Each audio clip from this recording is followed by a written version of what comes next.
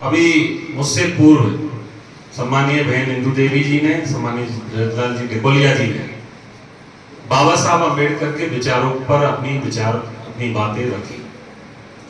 आज पूरे देश के अंदर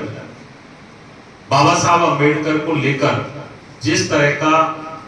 कांग्रेस पार्टी ने एक भ्रम पैदा कर रखा है, उस भ्रम का पटाक्षेप करने के लिए लोगों के ग्रामीण क्षेत्रों में, दूर दराज के क्षेत्रों में जो हमारे भाई जिन्होंने बाबा साहब अम्बेडकर की जीवनी के बारे में तो पढ़ा है, लेकिन उतनी डिटेल से पढ़ा नहीं है कि बाबा साहब अम्बेडकर को वास्तव में उनका जो सफर, एक शून्य से शिखर का जो सफर था, उस सफर में किन किन बाधाओं को उन्हें सामना करना पड़ा।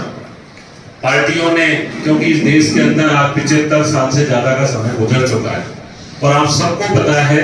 कि देश के यशस्वी प्रधानमंत्री श्री नरेंद्र मोदी 2014 के बाद से जिस तरह से देश के अंदर बाबा साहब अम्बेडकर के विचारों को लेकर एक बयान आई, तो लोगों के अंदर से ये स्थिति कुछ स्पष्ट होने लगी कि बाबा साहब अम्बेडकर वास्तव में उनके व्यक्तित्व को कांग्रेस पार्टी ने कदम कदम पर किस प्रकार से रोका। लेकिन हमारे ग्रामीण क्षेत्रों में, हमारे दूर दराज के क्षेत्रों में आज भी हमारे चाहे दलित भाई हो, चाहे आदिवासी भाई हो, उनके बीच में आज भी एक भ्रम की स्थिति बनी हुई है। और वो भ्रम की स्थिति क्यों है? क्योंकि जब भी चुनाव का समय आता है तो कांग्रेस पार्टी के पास केवल और केवल एक हथियार है। वोट मांगने जाएगी कांग्रेस पार्टी तो उसके पास केवल एक हथियार है। यदि उसको लगता है कि हमने कुछ काम तो किया नहीं है, कांग्रेस पार्टी वालों ने कुछ काम तो किया नहीं है, उनका जो कार्यकाल रहता है वो हमेशा तानाशाही भ्रष्टाचार की चरम सीमा पे उनका कार्यकाल रहा है। तो वो क्षेत्र के जो गरीब है, क्षेत्र के जो दलित है, जो आदिवासी है या कमजोर वर्ग के तबके के लोग हैं, उनके बीच में जाकर एक भ्रम फैला देते हैं कि भैया भारतीय जनता पार्टी आ जाएगी तो आरक्षण को खत्म कर देगी, या बाबा साहब अम्बेडकर के बारे में जाकर एक भ्रम फैलाते हैं। मैं धन्यवाद देना चाहूंगा देश के यशस्वी प्रधानमंत्री जी का कि उन्होंने बाबा साहब अम्बेडकर के विचारों को, आज आप इस बात पे गौर करने की आवश्यकता है कि 2014 से पहले बाबा साहब अम्बेडकर के विचारों पर कितनी चर्चा होती थी, आज कितनी चर्चाएं हो रही है। इस बात पर आप गौर करोगे तो बाबा साहब अम्बेडकर की सारी स्थिति आपको स्पष्ट हो जाएगी। अभी सम्मानीय ढिकोलिया जी ने बताया, बहन ने बताया, और मैं मानता हूं कि हमारे बीच में जो संवाद के प्रभारी है उनका मुख्य विषय आज यही है। इसी पर आपके बीच में वो अपने विचार रखने जा रहे हैं। यदि मैं उसके बारे में बोलने लगूंगा तो मुझे लग रहा है उनके विचार, जो उनका अनुभव है, उससे मैं कहीं न कहीं आपको दूर ले जाऊंगा। मुझे लगता है वो मुझसे बेहतर आपको इन विचारों के बारे में बताएंगे। लेकिन मैं आपको इतना कहना चाहता हूं कि बाबा साहब अम्बेडकर को जो सम्मान, आज ये सम्मान समारोह जो यहाँ लिखा हुआ है, यदि बाबा साहब अम्बेडकर के चरित्र को, व्यक्तित्व को यदि कोई आज देश के अंदर सम्मान दिया है, वो देश के प्रधानमंत्री श्री नरेंद्र मोदी जी ने दिया है। और वो क्यों दिया है? क्योंकि चाहे भारत रत्न का मामला हो, चाहे बाबा साहब अम्बेडकर का संसद के अंदर चित्र लगवाना हो, या आज देश के अंदर जो पंच तीर्थों की बात हो रही है,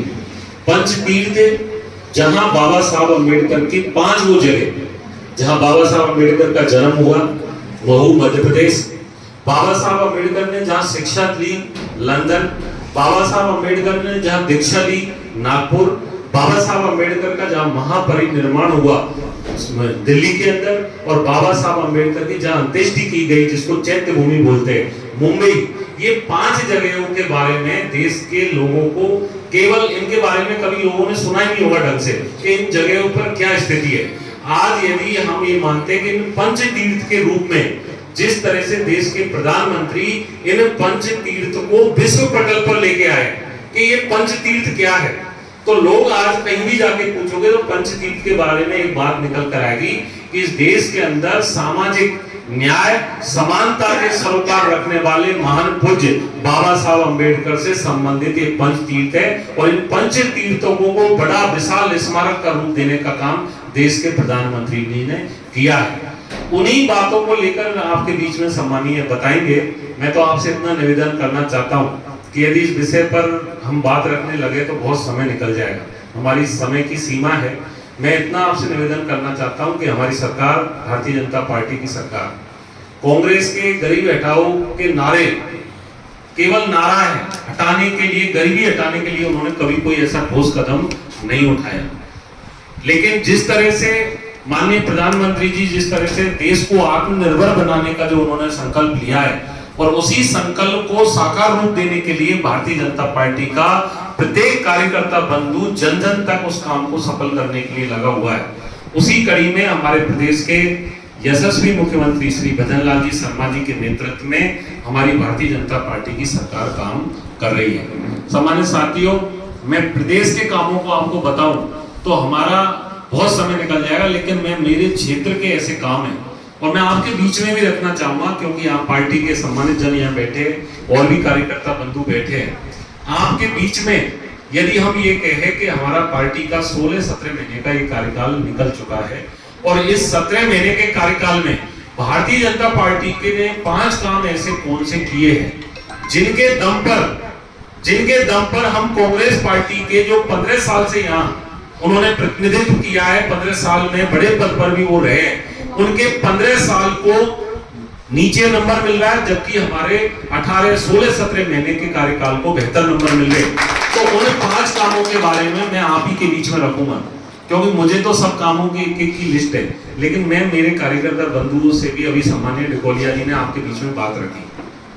मैं उनकी बातों से बहुत इत्तेफाक रखता हूँ। मैं आपसे बताना चाह रहा हूँ, उन्होंने इस बात को कहा किसी भी कार्यकर्ता का कोई भी काम है तो मैं आपसे स्पष्ट बता रहा हूँ, आप मुझे आके बताएं।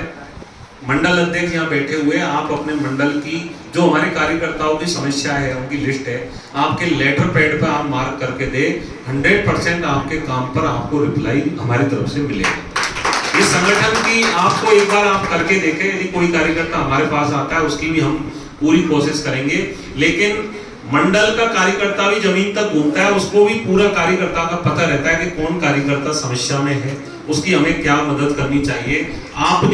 भी अपनी सरकार में आप सबकी भूमिका बहुत महत्वपूर्ण है। लेकिन हमारी सरकार ने इन 18 महीनों में जो 5 काम बड़े किए, मैं आप ही से पूछना चाहता हूँ, आप में से कौन सा कार्यकर्ता बंधु है जो बता सकता है कि ये 5 काम ऐसे है जो भारतीय जनता पार्टी की सरकार ने किए, 15 साल उनकी सरकार रही उसमें नहीं हुए।